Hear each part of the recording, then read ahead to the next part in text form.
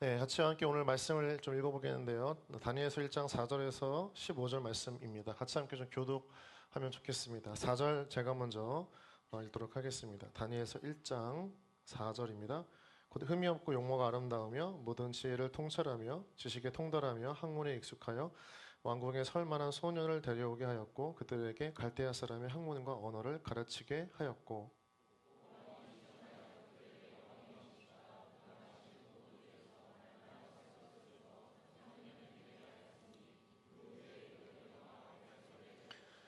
그들 가운데는 유다 자손 곧 다니엘과 하나냐와 미사엘과 아사랴가 있었더니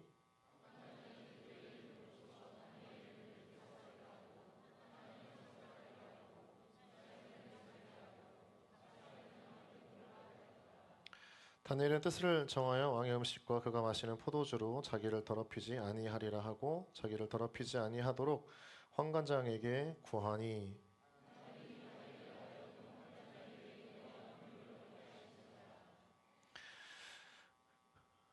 어, 환관장이 다니엘에게 이르되 9절이죠. 하나님이 다니엘로 하여금 환관장에게 은혜와 공유를 10절입니까? 예, 죄송합니다 여러분. 정말 죄송합니다. 잠깐 쉬어가라고. 10절 환관장이 다니엘에게 이르되 내가 내 주 왕을 두려워하노라. 그가 너희 먹을 것과 너희 마실 것을 지정하셨거늘 너희의 얼굴이 초췌하여 같은 또래의 소년들만 못하는 것을 그가 보게 할 것이 무엇이냐. 그렇게 되면 너희 때문에 내 머리가 왕 앞에서 위태롭게 되리라 하니라.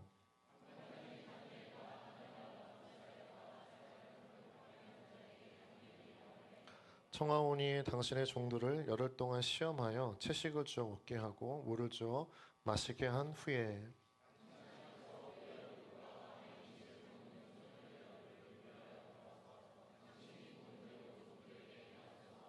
네, 같이 읽겠습니다. 그가 그들의 말을 몇 동안 시험하더니 열흘 후에 그들의 얼굴이 더욱 아름답고 살이 되하여 왕의 음식을 먹는 다른 소년들보다 더 좋아 보인지라. 아멘. 예, 오늘도 블레싱 예배 가운데 함께 오신 모든 분들을 환영합니다. 여러분 이제 가을이 오고 있습니다. 뜨거웠던 여름이 지나고 다시 하나님께서 우리 가운데 가을이라고 한 시즌을 허락하시고 또 우리의 그 계절을 누릴 수 있는 은혜의 마음과 공간을 우리 가운데 주시리라 믿습니다.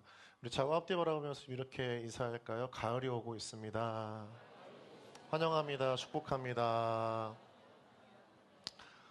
네, 여러분 정말 한 주 주일을 앞두고 여러분을 만날 때마다 항상 드는 생각은 이 귀한 분들이 모두 직장 또 일터 사업장 가정에서 정말 얼마나 한 주간 믿음으로 힘써 하나님의 뜻을 따라 살도록 몸부림쳤을까라는 생각들을 많이 하게 되는데요. 우리 좌우 앞뒤 바라보고 한 주간 힘써 살아가신 모든 분들에게 박수 치면서 수고하셨습니다. 격려하겠습니다. 수고하셨습니다. 수고하셨습니다. 네, 여러분 너무 축복하고 또 환영하고 함께 예배드려서 감사합니다. 우리 가슴에 손을 얹고 함께 공동체 기도 함께 좀 나눴으면 좋겠습니다. 나에게는 하나님의 사랑이 있습니다. 그 사랑을 신뢰합니다.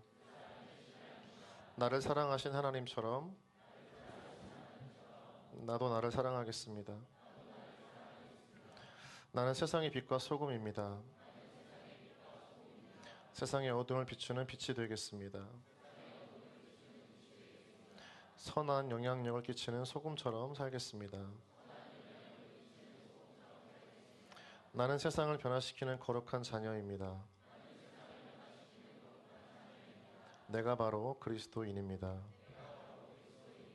예수님의 이름으로 기도드립니다. 아멘. 네, 축복합니다, 여러분.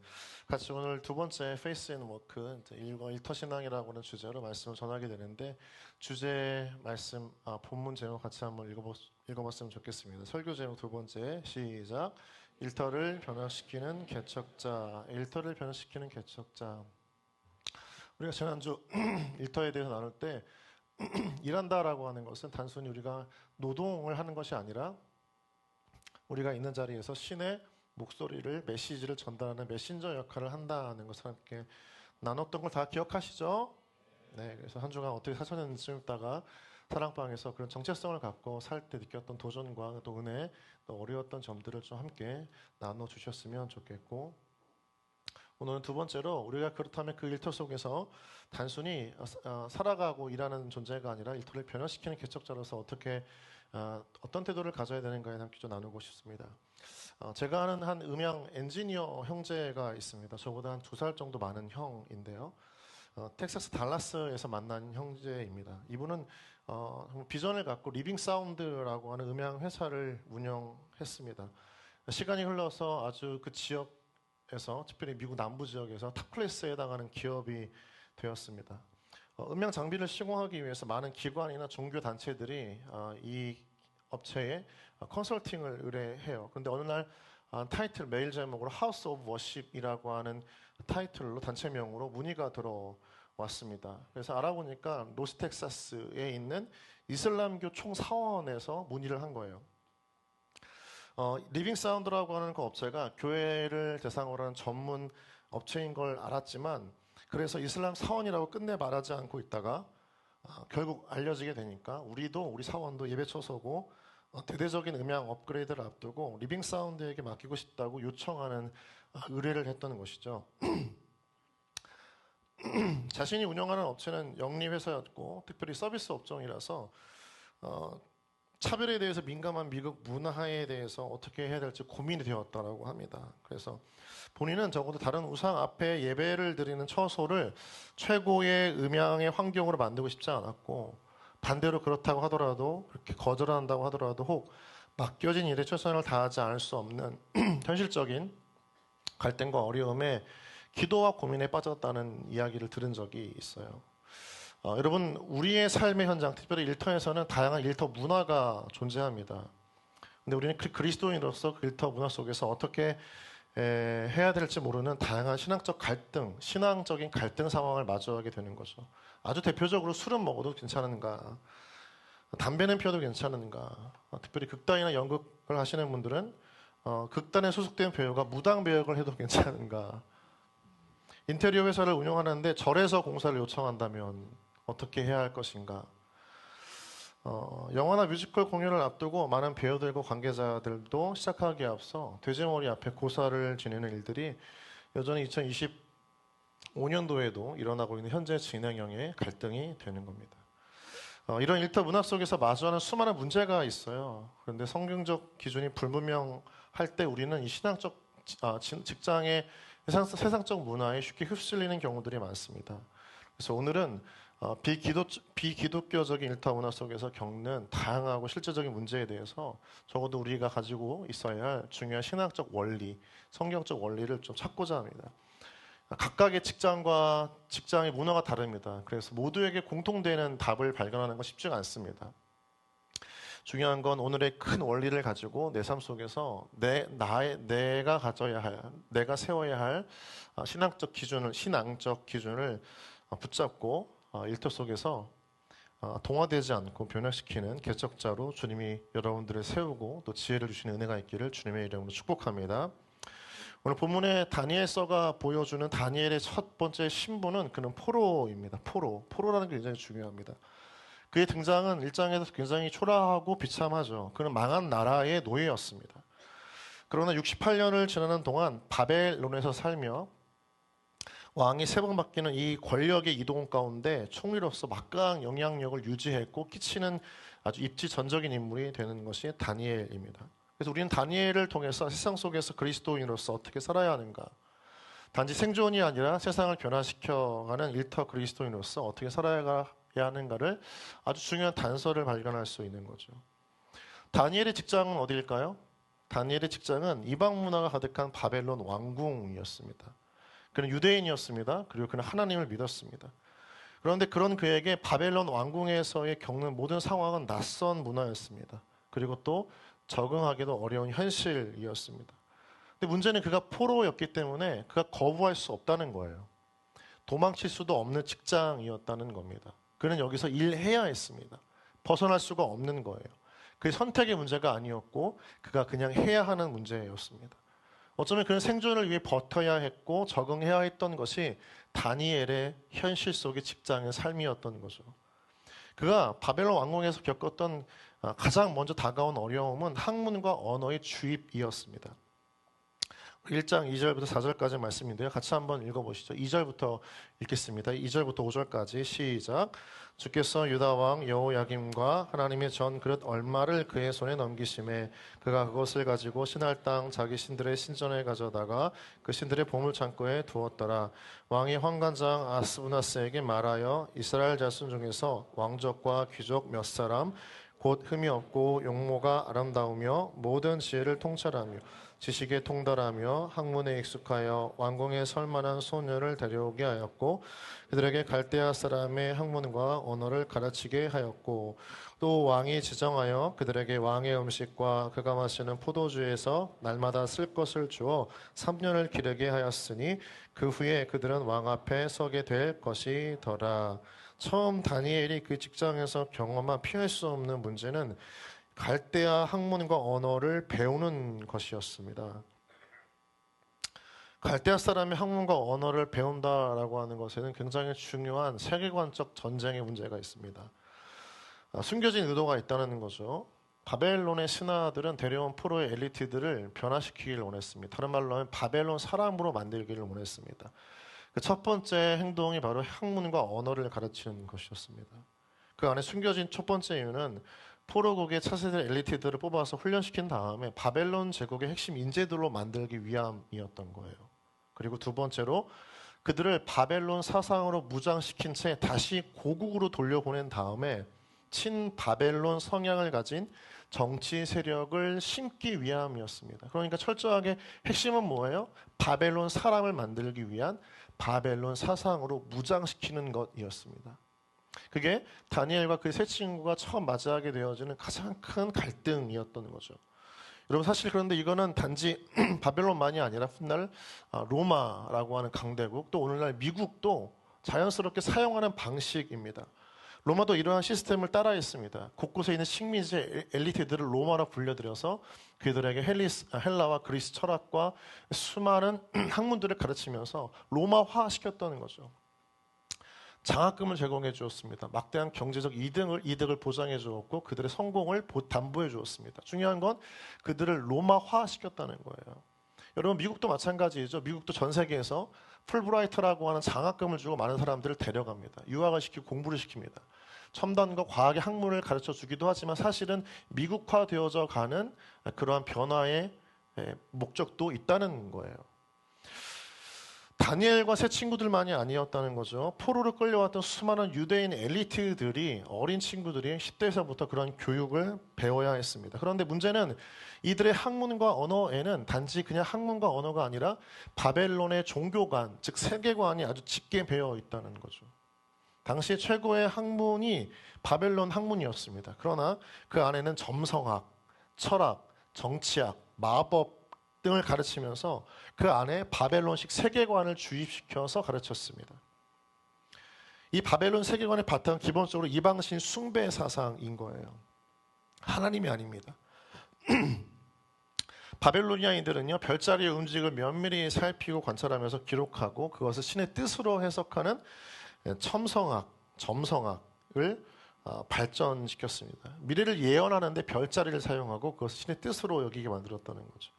철학에는 여호와의 유일신을 거부하는 다신교 사상으로 가득했고 종교적으로도 수많은 우상들이 가득했던 것이 이 바벨론 세계관이었습니다. 특별히 바벨론에는 주된 신이었던 마르둑이라고 하는 신과 이슈타르라고 하는 이 신 숭배를 통해서 다신교의 바탕을 만들어 놓았던 것이 바벨론식 세계관이고 종교관, 또 철학, 점성학, 마법 등이었던 거죠.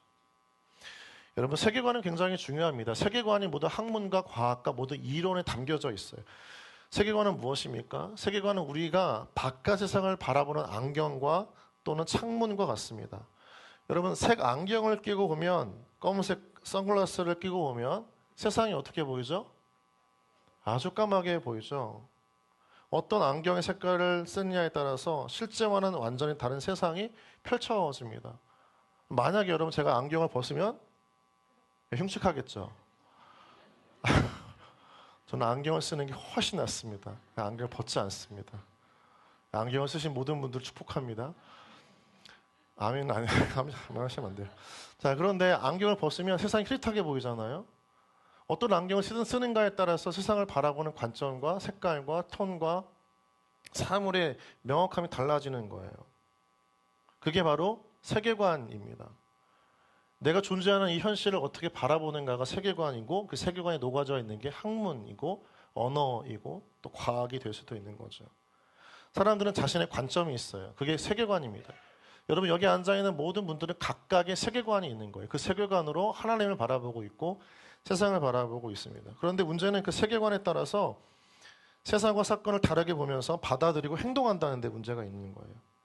세계관은 여러분의 가치관을 형성하고 가치관은 행동을 결정하고 행동은 곧 반복되어지면 문화를 형성합니다. 그게 세계관입니다.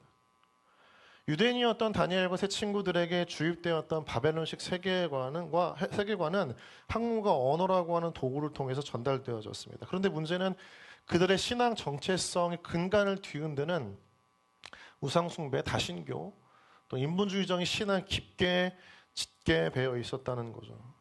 더욱이 다니엘서 후반부를 보면요. 신앙인으로서 다니엘은 수많은 모략과 음해에 노출되어져 있습니다.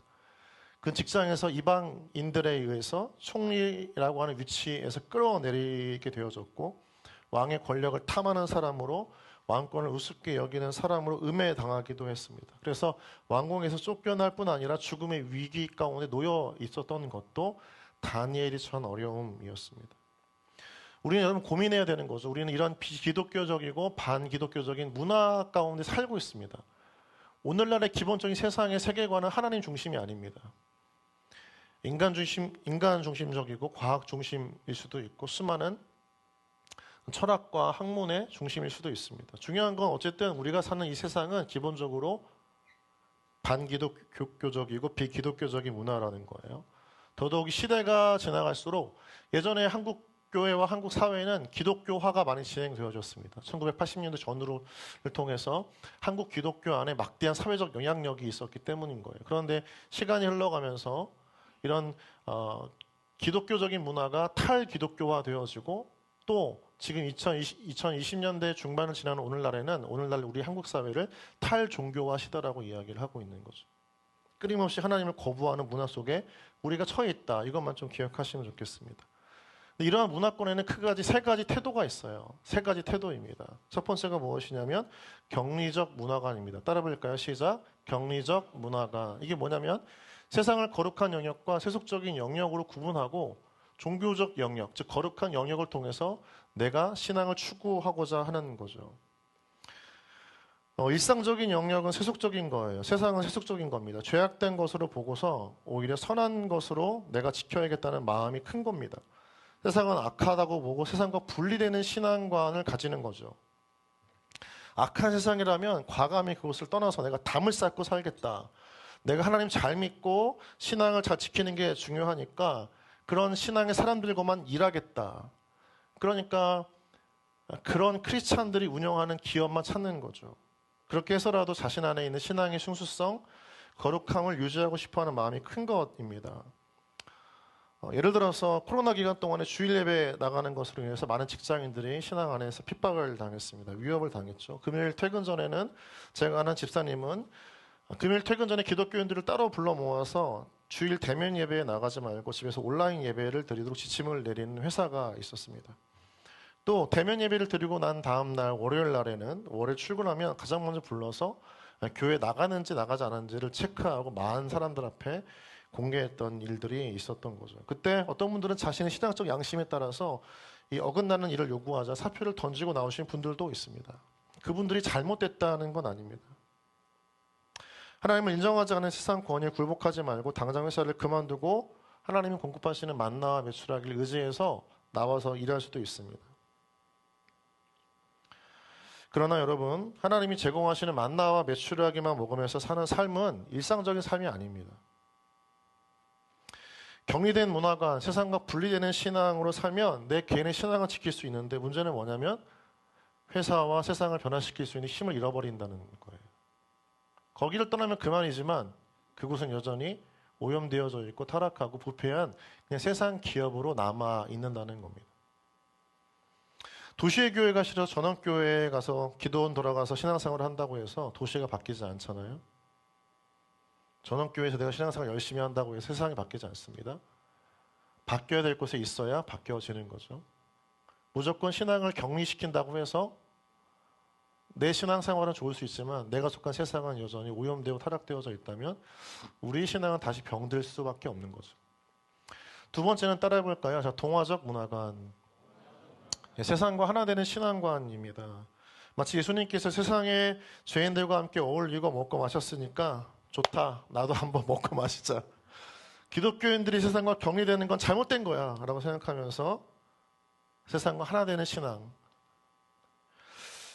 하나님이 다니엘과 세 친구를 바벨론의 왕립학교에 보내신 것은 다 뜻이 있으니까 그 바벨론 왕의 뜻을 거스르지 말고 이런저런 이방 문화를 구별하지 말고 철저하게 먼저 동화되어져야 되는 건 아니냐, 인정받아야 되는 건 아니냐, 바벨론 사람이 되어야 되는 건 아니냐라고 이야기하는 거죠.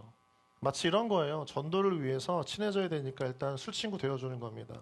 함께 마시면서 회사원으로서 인정받는 것 때문에 이것을 최우선으로 목적으로 삼고 살아가는 문화가 아닌 거죠. 인정받는 게 먼저라는 겁니다. 더더욱이 다니엘서를 보면요. 다니엘과 그 친구들이 이방의 학문과 언어를 배우는 것까지야 살기 위해서 어쩔 수 없다고 생각했는데 바벨론처럼 동화되어는 것 아닌가라는 생각이 드는 대목이 나와요. 그게 뭐냐면 바벨론식 이름의 계명입니다. 계명, 이름을 바꾸는 거죠. 6절과 7절인데요. 같이 한번 좀 읽어보시죠. 시작. 그들 가운데는 유다 자손 곧 다니엘과 하나냐와 미사엘과 아사랴가 있었더니 환관장이 그들의 이름을 고쳐 다니엘은 벨드사살이라 하고 하나냐는 사드락이라 하고 미사엘은 메삭이라 하고 아사랴는 아벳느고라 하였더라. 여러분 여기서의 그 이름의 계명은 단순히 이름을 바꾸는 게 아닙니다. 이름의 뜻을 보면 각각의 이름에는 그 이방 신의 뜻이 담겨져 있어요. 표를 한번 좀 보여주실 수 있나요? 네, 보이세요? 네, 이게 다니엘과 하나냐, 미사엘, 아사랴는 각각 다 보면 이 뜻 이름 안에 하나님이 들어가 있죠. 그런데 이방 바벨론식 이름은 다 벨, 뭐 월신, 뭐 아쿠신, 뭐 느고라고 하는 굉장히 다양한 신의 이름이 들어가 있습니다. 그러니까 이것만 보면 아, 이 사람들이 정말 여러분 사진 찍지 마세요. 나중에 다 알려드리겠습니다. 정말 이방 사람 다 개종한 거 아니냐, 정말 동화된 거 아니냐 생각할 수 있을 정도로 그러한 명확한 기준을 잃어버린 채 살아가는 사람들처럼 보이는 거죠. 영국의 어떤 교회는 알코올 중독자들을 전도하기 위해서 교회를 술집으로 만들었습니다. 근데 진짜 술집이 됐습니다. 전도를 한다고 해서 같이 동화되어져 버리면 안 되는 거예요. 같이 변질되기 때문인 거죠. 주님을 부르며 시작했지만 다른 주님의 매력에 빠져버리는 그런 일이 일어나서 안 돼요. 그렇죠? 마지막으로 세 번째는 뭐냐면 개혁적 문화관입니다. 같이 한번 읽어볼까요? 시작. 개혁적 문화관. 이건 좀 어렵지만 우리가 가야 할 길이고 가져야 할 신앙관입니다. 세상에 살지만 세상에서 선을 긋고 세상을 변화시키는 신앙인, 즉 의식의 문제라는 거죠. 세상에 살지만 세상에 선을 긋고 세상을 변화시키는 신앙인. 8절 말씀을 한번 좀 볼까요? 8절 같이 읽겠습니다. 시작. 다니엘은 뜻을 정하여 왕의 음식과 그가 마시는 포도주로 자기를 더럽히지 아니하리라 하고 자기를 더럽히지 아니하도록 환관장에게 구하니. 여러분 이 본문을 보면 우리가 정말 거절하는 그런 다니엘의 모습만 나오긴 하지만 사실은 이 1장 전체를 보면 다니엘을 회유시키기 위한 바벨론의 회유가 굉장히 적극적이었다는 것을 우리 계속 보게 되어져요. 그들에게 왕의 진미와 포도주가 제공되어졌습니다. 사실은 먹어야 했던 거예요. 그런데 이들은 거절하죠. 왕실로부터 주어진 온갖 특혜를 거절한다는 것은 이들에게 굉장히 위험한 일이었습니다. 그런데 이 친구들, 세 명의 친구들, 다니엘과 세 친구는 그것을 거부해요. 바벨론에 저항하고 하나님 백성으로 삶을 하려면 굉장히 위험한 삶이 시작됩니다. 쉽지 않은 삶인 거죠. 그래서 바벨론화 되어지는 게 사실은 편할 수 있어요. 그런데 다니엘과 그의 친구들은 하나님 백성으로 정체성을 지키기 위해서 이 땅을 떠날 수도 없고 떠나고 싶지도 않았고 그 자리를 지키면서도 정체성을 동시에 잃어버리지 않기 위해서 뜻을 정합니다. 그들은 바벨론 제국에 무릎 꿇은 건 아니에요. 명확한 건 이 세 친구와 다니엘은 뜻을 정했다는 거예요. 피할 수 없는 그 직장에서의 삶, 거부할 수 없는 문화의 현실 속에서 그들은 중요한 건 무엇이냐면 뜻을 정했다. 이 뜻을 정해서 먹지 않기로 했다라고 하는 것에 대해서 많은 학자들이 여러 가지 해석이 있지만 그 중에 하나는 율법에서 부정하다고 규정된 음식이기 때문에 바벨론 신들에게 우상 제물로 사용되어졌던 음식이기 때문에 먹지 않으려고 했다라고 이야기할 수 있어요. 그런데 이런 해석 말고 조금 더 우리에게 근접한, 우리에게 조금 더 친밀한 해석을 조영민 목사님이 세상을 사는 그리스도인이라고 하는 책에서 이렇게 이야기했습니다. 바벨론에서 포로로 살아야 하는 다니엘과 세 친구는 이스라엘에서 지키던 율법의 금기들을 그대로 지키기가 불가능했다. 그러므로 왕의 음식과 포도주를 먹지 않겠다고 한 것은 이스라엘의 전통 규례 때문이 아니었다.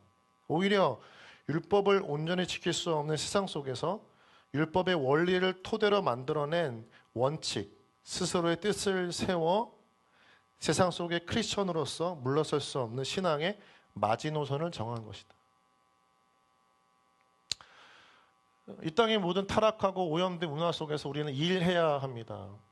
거룩한 신앙을 지켜야 하기도 합니다. 그러나 모든 것이 우리 가운데 친밀하고 친숙하고 돕는 것은 아닙니다.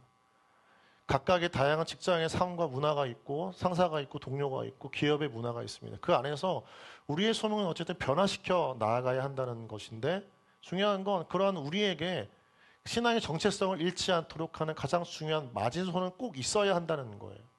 그것을 가장 큰 데드라인으로 생각하고 끊임없이 변혁시키는 개척자로서 살아가야 된다. 신앙의 마지노선. 그 두 가지가 있습니다. 다니엘과 새 친구들에게는 그 두 가지가 있는데 그 중에 첫 번째 이 왕의 음식과 포도주를 먹지 않기로 뜻을 정하는 것에서는 첫 번째로 큰 특권을 포기하는 게 있었어요. 왕에게 들여질 수 있는 극상품의 고기와 포도주는 단지 영양적인 측면만 탁월한 게 아니었습니다. 왕이 주는 음식이라고 하는 것은 그것을 먹는 사람에게 있어서는 통치자와 긴밀한 관계를 맺는 특권이에요. 왕이 주는 거잖아요. 누구나 먹을 수 없는 겁니다. 특별한 통치자, 권력자가 주는 음식을 받는 대상에게는 집중되어져 있는 거예요. 그렇기 때문에 그걸 먹는 걸 포기한다는 것은 왕과 커넥션이 이루어지는 굉장히 큰 특권을 포기하는 것과 같아요. 이렇게 목이 메죠? 여러분의 삶이 쉽지 않습니다. 기도해 주십시오, 여러분. 어저께 리더스에도 너무 기도를 많이 해가지고 왕의 음식과 포도주는 왕의 측근들만 먹을 수 있는 음식이었습니다.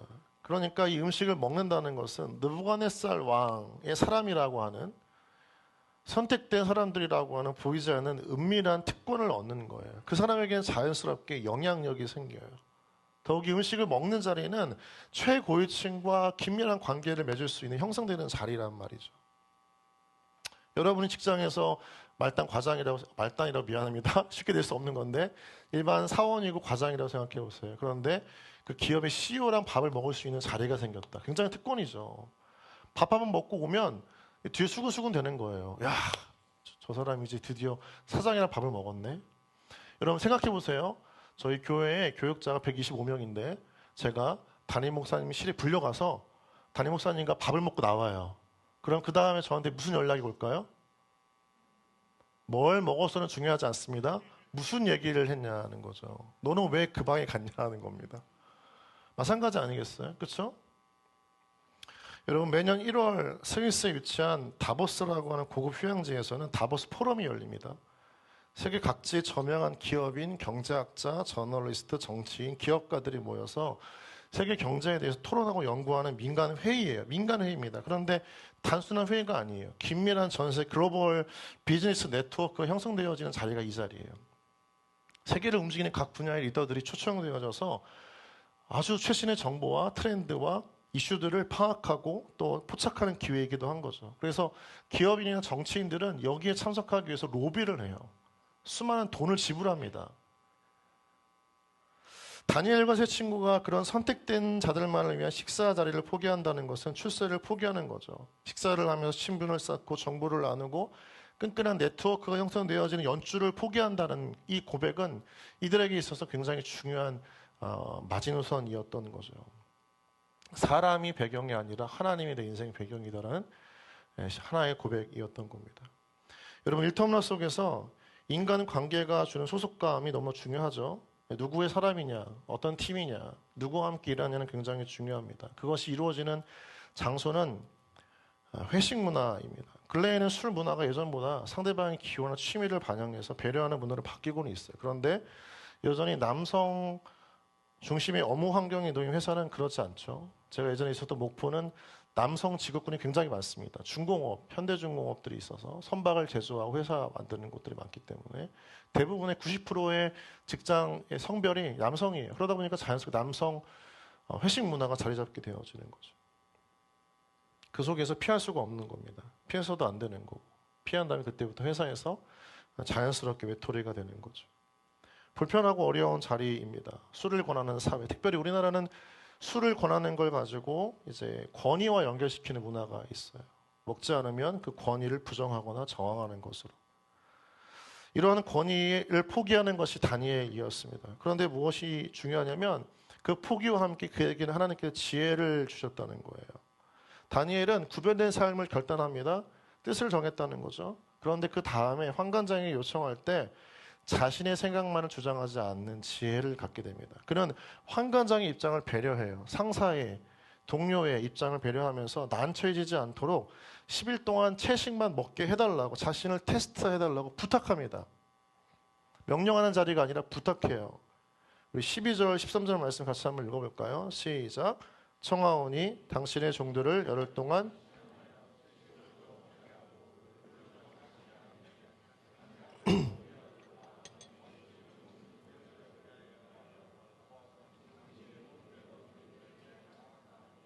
그러니까 지금 보면 다니엘은 자신의 신앙의 뜻만 고집한 게 아니라 이 직장 문화에서 어쩔 수 없이 다니엘과 새 친구들에게 이 문화, 이방 문화, 음식을 먹는 걸 책임져야 했던 환관장을 배려하는 모습을 보여주고 있습니다.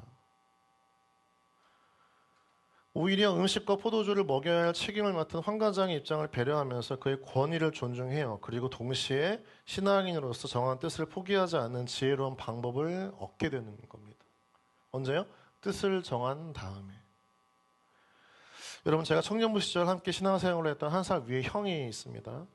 그 형은 제가 만났을 때 막 이제 예수님을 영접하고 나서 변화된 삶을 살고 싶어 했어요. 그런데 늘 고된 직장의 일, 특별히 회식 문화 때문에 괴로워했습니다. 얼마나 괴로워했는지 항상 산에 올라가서 기도를 할 정도였으니까요.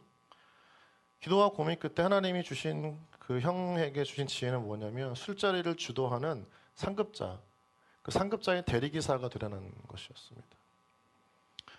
그래서 그 형은 이제 술자리 끝날 때까지 다른 이들의 모든 비위를 맞춰주고 술을 따라주고 함께 자리를 지키면서 마지막 그 술자리를 주도하는 상급자의 대리기사가 되어서 집에까지 바래다 주었어요. 쉽지는 않았던 거겠죠. 최용수 목사님이 쓴 월요일의 그리스도인이라고 하는 책을 보면 한 여자 집사님의 남편에 대한 간증이 나와요. 남편이 1년에 몇 차례씩 새벽에 귀가를 하는데 그럴 이유가 없는 사람인데 물어보니까 다른 사람들을 집까지 자차로 데려다주고 오기 때문이라는 거예요. 본인은 술을 마시지 않겠다는 뜻을 지키면서 동시에 다른 동료들이 안전하게 집에 돌아갈 수 있도록 대리기사비도 아끼고 또 돕는 자로서 유인하는 지혜로운 방법을 선택했기 때문이라는 겁니다. 여러분, 우리가 이 땅에서 뜻을 정하고 하나님의 소명자로 일터에서 그리스도를 살아가는 것은 굉장한 큰 희생을 요구해요. 남들보다 더 열심히 일해야 되는 것도 있고 그 문화권에 섞이지 않으면서 우리 신앙을 지키기 위해서 우리가 희생해야 되는 부분도 많습니다. 그러나 어쩌면 하나님은 뜻을 정하는 사람들에게 그 문화 속에서 고유한 정체성을 갖고 믿음의 크리스찬으로 살아갈 수 있는 지혜를 주실 줄 믿습니다. 우리가 너무나 쉽게 만연해져 있는 이 땅의 문화 속에서 똑같은 길을 가지 않고 다른 길을 가려고 한다면 그분들을 축복합니다. 그런 시도와 노력과 몸부림을 치는 여러분들을 축복합니다. 하나님 반드시 여러분들의 그곳에서 더 구별된 사람을 살아갈 수 있도록 지혜를 주시리라 믿습니다. 우리 옆 사람에게 축복하죠. 하나님께서 당신에게 지혜를 주실 것입니다. 아멘, 아멘, 아멘. 두 번째, 그들이 포기했던 것이 있는데요. 생존의 안전장치를 포기하는 것이었습니다. 굉장히 특권을 포기했던 것 중에 하나인데 이건 좀 설명을 이어가겠습니다. 음식의 공급처였던 바벨론 왕은 우상들에게 바쳐진 음식을 자기와 바벨론의 지도층에게 전해주었습니다. 그걸 먹음으로써 그들에게는 하나의 기도하는 마음들이 있었어요. 약속의 마음이 있었어요. 어떤 것이냐면 이 우상의 제물을 먹음으로 자신들의 건강과 축복이 보장받는다고 믿었습니다. 그러니까 우상의 신에게 드려진 제물을 먹음으로 그 신이 보장하는 축복과 건강이 자신들에게 이루어진다라는 고백이 있었던 거예요. 그래서 왕의 음식과 포도주를 먹지 않는다라고 하는 것은 다른 말로 하면 그 믿음을 거부한 거예요. 이방의 만연한 문화를 거부하는 거죠. 따라서 다니엘과 그 친구들이 음식을 먹게 되면 자신들의 인생의 모든 주권이 하나님께 있지 않고 우상에게 결정되어진다라고 하는 고백과 다름이 없었습니다. 축복의 보장이 하나님이 아니라 우상이라. 우상에 바쳐진 음식을 먹는다는 것을 통해서 결정되어진다면 이들에게는 정말 신앙을 포기하는 것과 똑같은 거예요. 나의 인생을 책임져 주시는 분이 하나님이 아니라 마르둑이다, 이슈타르다 이렇게 공개적으로 고난하는 것과 똑같은 거죠. 오늘날 우리가 몸담고 있는 회사에서 벌어지는 수많은 부정직한 관행들이 너무나 많죠. 탈세도 있고요. 가짜 영수증 발행, 뇌물과 뒷돈, 이면 계약 같은 거 너무나 만연하지 않습니까? 우리가 근데 이것을 묵인하게 되면 신앙적 양심을 저버리게 되고 그만두게 되면 당장의 생존의 문제에 직결할 수도 있어요. 그런데 이때 우리 안에서 바른 신앙인으로 살아가기 위해서 우리가 어쩌면 포기해야 될 것들도 있는 거예요. 이때 중요한 것은 무엇이냐면 12절과 13절, 14절을 계속 연이어서 보면 다니엘은 결정적인 순간에 신앙의 원칙을 가지고 믿음의 대가를 지불할 각오를 가집니다. 우리 한번 14절, 15절, 16절, 17절 볼까요? 자, 함께 읽겠습니다. 시작. 그가 그들의 말을 따라 열흘 후에 그들의 얼굴이 더욱 살이 더욱 윤택하여 왕의 음식을 먹는 다른 소년들보다 더 좋아 보인지라. 그리하여 감독하는 자가 그들에게 지정된 음식과 마실 포도주를 제하고 채식을 주니라. 하나님이 이 네 소년에게 학문을 주시고 모든 서적을 깨닫게 하시고 지혜를 주셨으니 다니엘은 또 모든 환상과 꿈을 깨달아 알더라. 13절에서 우리가 앞에서 보았던 13절에서 다니엘은 환관장에게 이 왕이 주는 진미를 먹는 다른 이방 바벨론 사람들과 먹지 않은 자신들을 비교하라고 당당하게 요청합니다. 굉장한 대가를 지불하려고 하는 거죠. 어쩌면 시험이고 무모한 도전일 수 있어요. 하나님의 뜻을 지키기 위해서 월급을 거절하거나 또는 중요한 프로젝트 이것만 완수하면 내가 직장에서 승진이 담보되어져 있는 직장 자리이지만 그러나 그 프로젝트의 뇌물과 뒷돈 요구할 때 그걸 거부하려고 할 때 그 어려운 마음이 있는 거죠. 그러나 하나님은 믿음의 대가를 지불한 사람에게 더 큰 하나님의 복을 약속하시는 줄 믿습니다. 17절을 보세요. 하나님이 이 네 소년에게 학문을 주시고 모든 서적을 깨닫게 하시고 지혜를 주셨으니 모든 환상과 꿈을 깨달아 알더라. 학문과 그리고 꿈을 해몽하는 이 방법과 이론과 또 깨닫는 지혜가 다니엘에게 주어졌던 것은 그가 믿음의 대가를 지불하기로 결정한 후였습니다. 더욱이 16절을 보면요. 바벨론에서 포로로 뽑힌 사람들을 가르치고 훈련하는 그 나라의 시스템이 바뀌어요. 16절 한번 볼까요? 그리하여 감독하는 자가 그들에게 지정된 음식과 마실 포도주를 제하고 채식을 준다는 거죠. 지금까지 고수해왔던 기업의 문화가 바뀌는 거예요. 지금까지 일해왔던 그 부조리한 방법들이 바뀌는 거죠. 다니엘의 믿음의 도전 속에서 단지 자신의 신앙만 지켰던 것이 아니라 그 가운데에서 일터의 세상적 문화와 기업의 문화를 바꾸는 것까지 일으키는 통로가 되었던, 개척자가 되었던 것입니다. 여러분, 어쩌면 우리 가운데 지혜는 언제 주어지냐? 하나님 앞에 내가 이 기업과 직장과 사업장에서 일을 하긴 하지만 돈이 내 주인이 아니라 하나님이 내 인생의 주인이시다라고 하는 이 주권의 믿음을 고백하고 어떠한 희생도 어떤 대가도 지불하기를 결단할 때 하나님은 그 사람에게 담대한 지혜와 용기와 능력을 주실 줄 믿습니다. 반드시 하나님이 그렇게 주실 줄 믿습니다. 여러분 예를 들어 볼게요. 디즈니 테마파크의 알 와이츠 회장이라고 하는 분이 한국의 크리스천 CEO들에게 간증하기 위해서 서울을 방문했습니다. 이분은 고등학교를 졸업한 다음에 디즈니 입사하고 나서 22년 만에 테마파크 회장을 거쳐서 월드 테마파크 회장 자리에 오는 입지 전적의 인물입니다. 그는 CEO로 있으면서 여러 가지 위기를 맞았어요. 그 중에 하나가 뭐냐면 디즈니가 대형 크루즈를 출범시키는데 그 들어갈 시설 중에서 도박장, 카지노죠. 어느 정도 규모로 할 것인가에 대한 문제가 있었습니다. 와이츠 회장은 크리스천으로서 이 문제에 대해서 입장을 분명히 밝히려고 했고 크루즈에서 도박장을 빼자고 제안하는 거예요. 그러자 많은 중역들이 반대합니다. 이유가 뭐예요? 도박장을 빼면 매년 약 6천만 불, 약 800원, 900억 원의 수입이 그냥 날아가는 거기 때문인 거예요. 800억, 900억. 여러분 이 돈이면 우리 교회 몇 개를 지을 수 있는 돈입니다. 1년에 한 번씩. 그런데 이 와이츠 회장은 대안을 찾겠다는 말을 하고요. 오랫동안 기도의 시간을 가져요. 사람들은 이렇게 재촉을 하죠.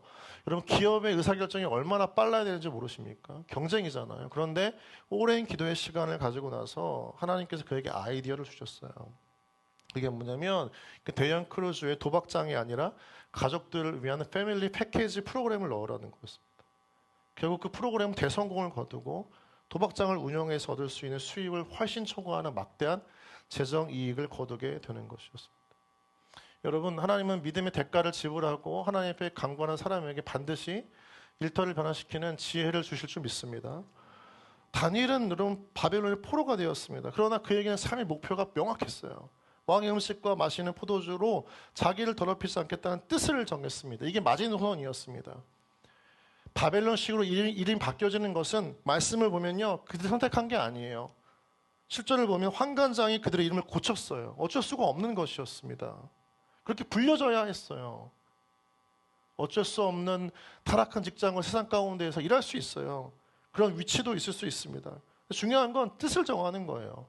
마음속에 내가 크리스찬, 일터 그리스도인이라고 하는 분명한 확신과 믿음과 뜻을 가지고 정하는 마지노선, 구별케 되도록 하는 이 마지노선을 기억하고 살려고 몸부림치는 겁니다. 그럼 만약에 다니엘이 왕의 음식과 포도주를 먹었다면 그는 하나님 백성으로서 구별되게 살지 못했을 거고 누구도 그를 기억하지 않았을 겁니다. 그러나 그가 뜻을 정했던 그 한 가지로 하나님은 일터 문화와 일터 직장 속에서 그를 왕의 권력이 3번이나 바뀌는 치열한 이 정치 세력과 다툼 가운데도 그를 총리로 사용하셨던 거죠. 여러분 우리는 일터에서 신앙적 고난을 겪을 때 하나님께 질문합니다. 하나님 왜 이런 고난과 어려움을 겪게 하시는지. 기도하고 갔는데 취업했는데 왜 하나님 나에게 이렇게 어려운 상대방과 상사와 동료와 문화 가운데 나를 놓이게 하시는 겁니까? 하나님께서는 그때 우리에게 물어보시는 거예요. 우리가 얼마나 하나님 앞에 올바르게 살고 있는 질문하십니다. 하나님 뜻을 정하고 살아가고 있는가? 정체성에 대한 질문을 끊임없이 던지는 겁니다. 여러분 어쩌면 이 타락하고 오염되고 부패한 일터와 기업과 사업장 이 세상 가운데 우리가 놓여져 있다는 것은 우리에게 끊임없이 정체성의 질문을 받게 되어지는 문화 가운데 있다는 겁니다. 그러므로 여러분 고민하고 스스로에게 질문하시는 분은 정말 잘 일하고 계시는 거예요. 아, 내가 진짜 크리스찬인가? 여러분 그런 고민도 좋아요. 잘하고 계시는 거예요. 아, 내가 정말 뜻대로 살아가고 있는가? 그 질문하는 것 자체가 이미 여러분이 일터 그리스도인으로서 잘 살아가고 있다는 반증이 되는 겁니다. 너무 자신을 자책하지 마세요. 쉽지 않은 세상입니다. 생존이 걸린 문제이기도 합니다. 100% 완전하게 거룩하게 살면 좋지만 그럴 수가 없는 곳이에요. 중요한 건 방향성이에요. 뜻을 가지고 내가 살려고 하는가? 그러면 하나님이 문을 여시고 지혜를 주시고 만남의 복을 주시고 내가 안 나가고 버티면 누굴 나가게 해요? 그 상사를 나가게 하시는 거죠.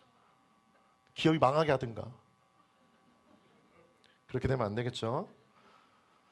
여러분 하나님을 위해 사는 건 쉽지 않습니다. 힘들고 때로는 고난을 겪을 수 있습니다. 그런데 여러분 그게 잘못된 건 아니라는 거예요. 잘못된 게 아니다. 그래서 늘 우리는 삶의 목표를 점검해야 됩니다. 신앙의 뜻을 정하고 일하고 있는가. 각자의 기준이 달라요. 상황이 달라요. 직장의 종류가 다르고 문화가 다릅니다. 중요한 그러나 우리 안에 내 안에 뜻이 있는가. 그 뜻을 정한 후 일한다면 하나님을 위해 살다가 실패하는 것, 말씀대로 살다가 실패하는 것 하나님 앞에 문제가 되지 않습니다. 그러나 하나님이 책임져 주실 줄 믿습니다. 저는 그렇게 기도하고 싶습니다. 실패한 사람은 자신이 실패한 것으로 인해서 모든 것을 부정적으로 생각할 수 있습니다. 부정적으로 생각하면 아무것도 할 수가 없어요. 삶이 아무리 힘들고 어려워도 삶의 목적이 분명한 사람은 그 어려움을 극복합니다. 뜻이 정해져 있는 사람은 다시 일어서게 된다는 거예요. 다시 크리스찬으로서 이 타락하고 오염된 세상 속에서 살아가기를 선택하는 거죠.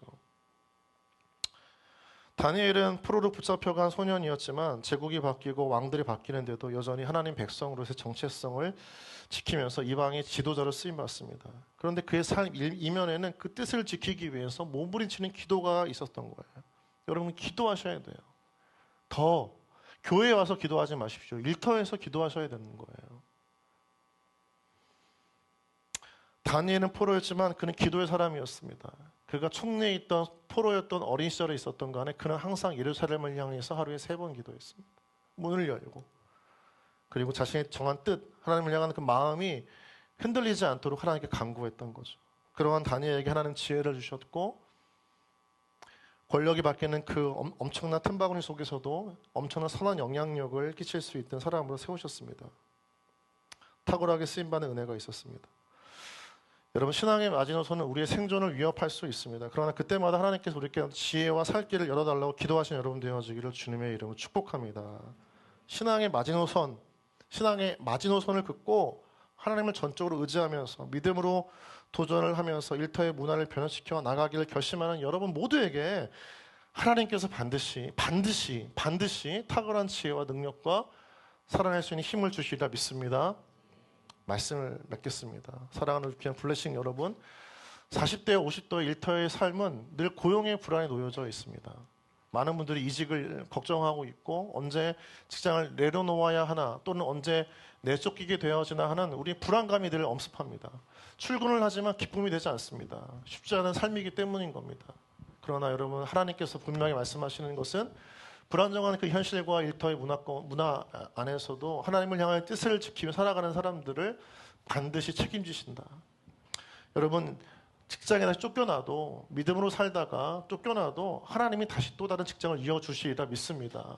실패해도 괜찮습니다. 실수할 수도 있습니다. 그러나 반드시 하나님을 향한 그 뜻, 이 정한 마음을 잃지 않고 내가 일터 크리스찬, 일터 선교사라고 하는 분명한 믿음을 가진 채 세상을 향해 힘껏 살아가는 또 직장에서 변화시켜 나가는 여러분 되어지기를 주님의 이름으로 축복합니다. 직장을 하나님께서 맡겨주신 소명의 자리로 인식하는 사람은 눈앞의 이익이나 손해에 움직이지 않습니다. 자신의 거취를 두려워하지도 않습니다. 회사 내에서 라인이나 파벌에 가담하기를 연연하지 않습니다.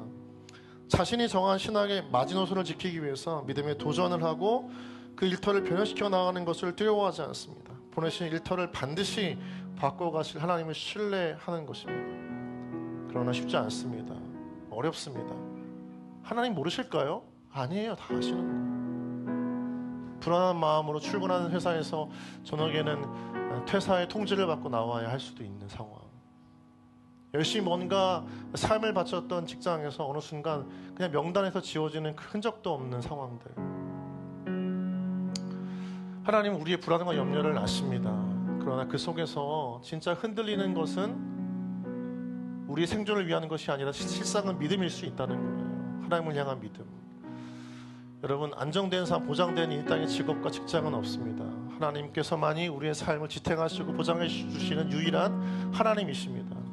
우리의 일터는 하나님의 기업이고 하나님 나라이어야 합니다.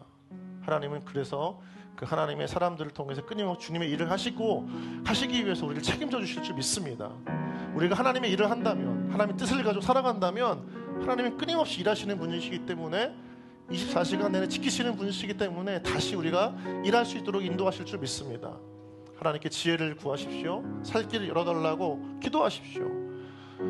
함께 시간 통성으로 기도하며 나아갔으면 좋겠습니다. 하나님 아버지, 내가 보내는 이 땅에서 일터의 삶 가운데 하나님 신앙의 마지노선 뜻을 정함으로 내 인생의 주권이 내 삶 일터의 모든 손이 하나님께 의해서 결정되어짐을 기억하고 날마다 그 일터를 향해 나아가면서 불안과 염려, 걱정과 다른 사람의 눈치와 경쟁과 비교의 가운데 찌들어서 주춤되어지고 하나님 잃어버리는 신앙의 마음이 아니라 확과 믿음을 가지고 나아갈 때 하나님께서 우리의 인생을 열어가시고 직장의 문화를 바꿔가시는 개척자로서 지혜와 능력을 주시는 걸 경험하는 하나님의 사람이 되게 하여 주옵소서. 우리를 통하여 내가 속한 직장과 일터가 바뀌어지는 하나님의 거룩한 통로가 되게 하여 주시옵소서. 나에게 그런 지혜와 담대한 용기와 믿음을 부어 주시옵소서. 정체성과 사명을 잃어버리지 않는 하나님의 마음을 내 안에 부어달라고 우리 함께 시간 주님 이름 부름을 불러가면서 기도하며 나가겠습니다. 주여, 하나님 아버지 시간 가운데 기도하며 나아갑니다. 우리 플래시의 귀한 기치자들의 삶 가운데 하나님 매일 흔들리고 불안한 그 현실과 직장의 삶 가운데 출근을 하며 기쁘로 나아갈 수 없는, 아침에 출근하지만 저녁에는 퇴사의 통보를 받고 나가야 했던 직장의 삶, 하나님 무엇보다 매일매일 우리 인생에 갈아넣는 것처럼 모든 내 에너지와 삶을 거쳤지만 그런 순간 부러져버린 그 인생의 한 자리 가운데 다시 한번 하나님 아버지 우리 안에 다시 한번 질문하시는 것이 있습니다. 나를 왜 뜻을 정하고 살았는가. 하나님 아버지 우리 직장과 직업으로 바뀔 수 있습니다. 우리의 너의 그 영혼과 삶을 바뀔 수 있습니다. 우리가 하는 그 일의 중도 달라질 수 있습니다. 그러나 하나님 아버지 한번 우리 안에 이 뜻을 정한 믿음을 가지고 나아갈 때 우리의 동일하신 하나님의 나라 하나님의 기억 속에서 우리를 끝까지 사용하실 그 하나님을 바라보며 믿음의 삶을 이어가게 하여 주시옵소서. 하나님 우리 다시 한번 믿음의 힘을 부어주시옵소서. 날마다 꿈꾸며 기도하게 하여 주시옵소서. 하나님 우리 다시 한번 뜻을 정하는 믿음을 가지고 나아가게 하여 주시옵소서.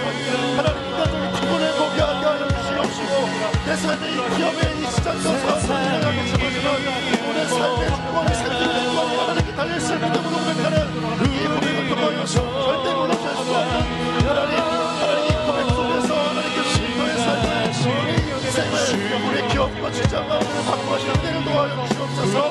하나님 아버지 오늘 각자의 삶의 환경과 직장의 문화와 하나님의 인생을 가르치지만 무엇보다도 그 속에서 우리가 하나님의 받은 정체성을 분명하고 명확하며 흔들리지 않기를 원합니다. 우리는 주님의 사람입니다. 우리는 직장에서 아버지 고용주의자 것이 아니라 하나님의 일을 합니다. 하나님의 너의 꿈은 목표가 아니라 좋아할 수 있는 달성이 아니라 하나님의 사명이자 그러시는 비전이 되는 줄 믿습니다. 성령 하나님 아버지 십삼대 그 마음을 가지고 세상을 하나님의 나라 만들며 나아가는 모든 주제들 가운데 하나님의 교활한 능력과 지원을 만들어 부어주시옵소서. 만들어 부어주시옵시고 그 직장에서는 다시 한번 새롭게 일하시기를 무적자가 되게 하여 주시옵소서. 하나님 뜻을 정하는 자들을 구원하는 주시옵소서. 여러분 우리의 생각과 의식을 바로 세워야 합니다. 우리를 먹여 살리는 것은 기업의 고용주와 CEO가 아니고 손님이 아니고 하나님이신 줄 믿습니다. 우리를 일하게 하시는 것은 그 직장에 보장되어진 직위와 환경과 우리의 업무 능력과 경력이 아니라 하나님의 소명이자 비전인 줄 믿습니다. 이 시간 기도하며 나아갈 때 하나님 아버지 내가 이 땅 가운데 일을 하며 나아가는 그 모든 직장과 문화와 기업과 일터 가운데 또 학원과 학교 가운데 모든 기관과 공공기관 가운데 하나님 나를 통하여서 하나님의 거룩한 나라가 시작되어질 수 있도록 하나님 나에게 지혜와 능력과 만남의 축복들과 믿음의 도격자들을 직장 가운데 허락하여 주시옵소서. 하나님 그것들을 변화시켜 나아가는 변혁자로서 나에게 하나님 예비하신 응답들을 허락하여 주시옵소서. 하나님 지금 내가 직장에서 이 문제로 염려됩니다. 걱정됩니다. 불안합니다. 하나님 이 모든 생존의 주권과 이 평안의 담보를 하나님께 맡깁니다. 하나님 책임져 주시옵소서. 나를 일하게 하여 주시옵소서. 내가 있는 곳에서 하나님의 기업을 일구게 하여 주시옵소서. 지경을 넓히시고 물질의 복을 부어 주시옵소서. 함께 시간 주님 이름 불러가면서 기도하며 나가겠습니다. 주여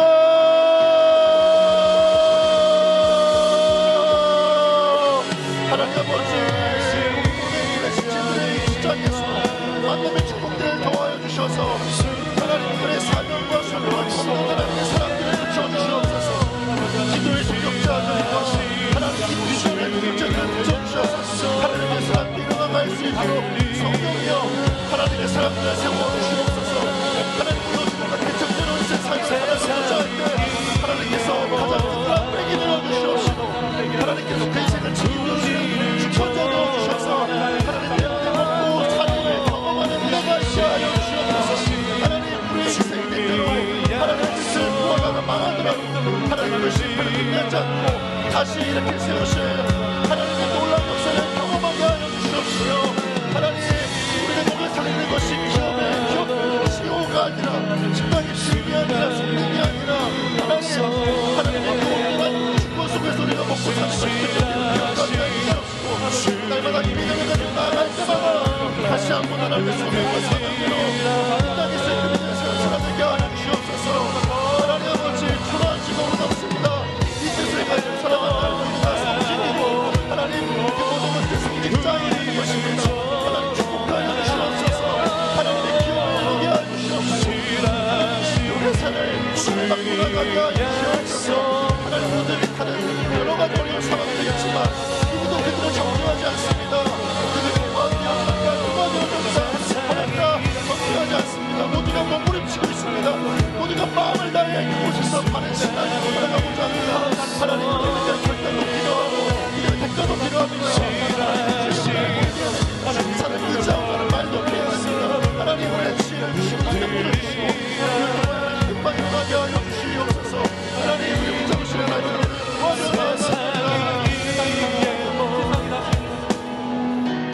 하나님 아버지 우리 늘 불안해합니다. 염려해야 합니다. 하나님들을 초조합니다. 아침에 출근을 하면 우리의 직장의 삶이 담보되어질 것 같지만 어느 순간 저녁에 퇴근을 하면 퇴사의 통보를 받을 때가 많습니다. 부푼 꿈과 기대를 가지고 새롭게 시작하는 식당과 학원과 일터들이 많이 있지만 어느 순간 그 모든 것들이 실패로 끝날 때도 많습니다. 하나님 그러나 우리의 분명한 믿음을 갖고 다시 시작할 수 있는 것은 삶의 목표와 사명감이 하나님을 향해 정해져 있다면 하나님 일하시는 하나님이시기 때문에 우리를 또한 일하게 하실 줄 믿습니다. 우리를 먹여 살리는 것은 고용주가 아닙니다. 손님이 아닙니다. 돈을 벌어다 주는 것, 동역자들을 보내주는 것은 사람들이 아닙니다. 인적 네트워크가 아닙니다.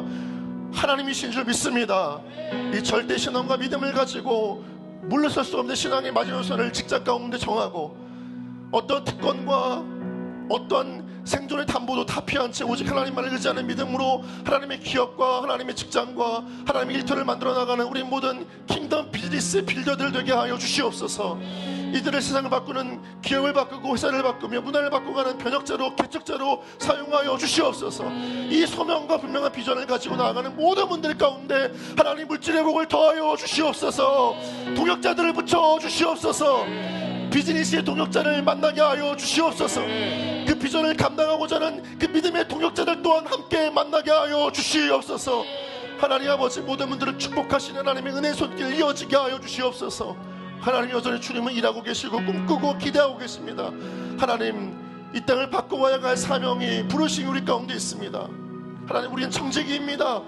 하나님께서 맡겨주시는 그 일터의 사명을 감당할 수 있도록 인도하여 주시옵시고 하나님을 향한 확고하고 분명한 이 뜻을 가진 우리 모두가 다 성직자입니다. 우리의 모든 직장은 성직입니다. 하나님 우리가 있는 곳마다 거룩한 예배의 제단 하나님의 영광이 드러나게 하여 주시옵소서.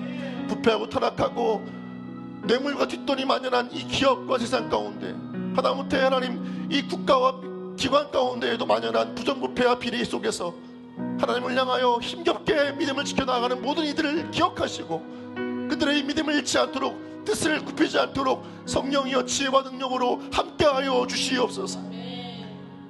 출세의 성공가도와 성공을 향한 목마름으로 자기 본성의 욕망과 이득 가운데 그 쉽게 무너지는 인생이 아니라 하나님의 뜻을 따라서 굽히지 않는 믿음의 삶을 살아내고 그러한 모든 이들을 주님 다시 만나실 때 가장 칭찬하시며 축복하시는 주님 바라보고 이 땅에서 믿음의 삶을 살아가는 우리 귀한 지체들 되게 하여 주시옵소서. 하나님 지혜를 주시고 능력을 주시되 물질도 주시고 만나는 은혜를 부어주셔서 각각의 모든 필요를 채우시는 하나님의 은혜가 있게 하여 주시옵소서.